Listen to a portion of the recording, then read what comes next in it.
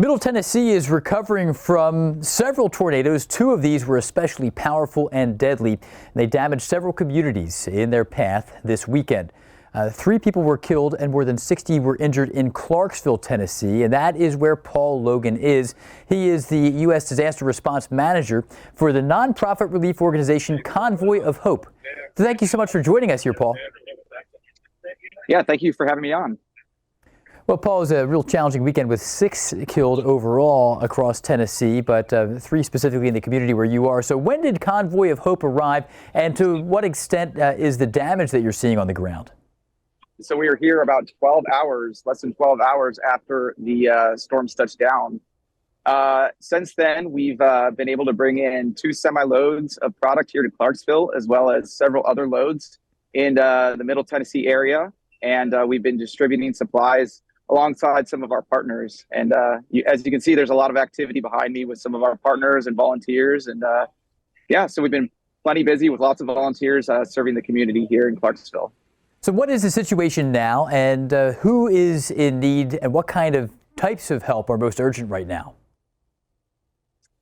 Yeah, so obviously the community has experienced a lot of significant damage. We're hearing reports of homes completely destroyed, people coming in and saying they've lost everything. So we're working with some local partners to provide the basic supplies that they need. Things like totes, garbage cans, trash bags, rakes, water, Gatorade, just basic things to help people start their journey to recovery. Those are very practical things that may not necessarily come to mind, but when you've been in it, you certainly know what kinds of things are needed. So you're in Clarksville, Tennessee. What did your teams find in other Tennessee locations? Yeah, similar situations of people just, reeling. This is never something that people anticipate or imagine. And so all of a sudden, their lives are thrown upside down, and they're in a situation beyond their ability to deal with. And that's why it's so important that local volunteers and organizations such as ourselves are able to come alongside and lend a hand.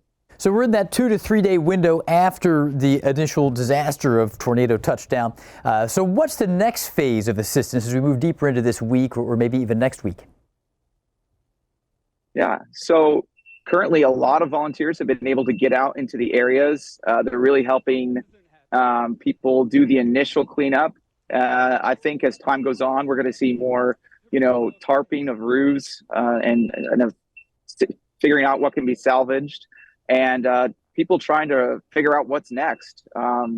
Obviously, it's a long process, and I know the first week is only just the start. It's a long process for people who've been deeply impacted.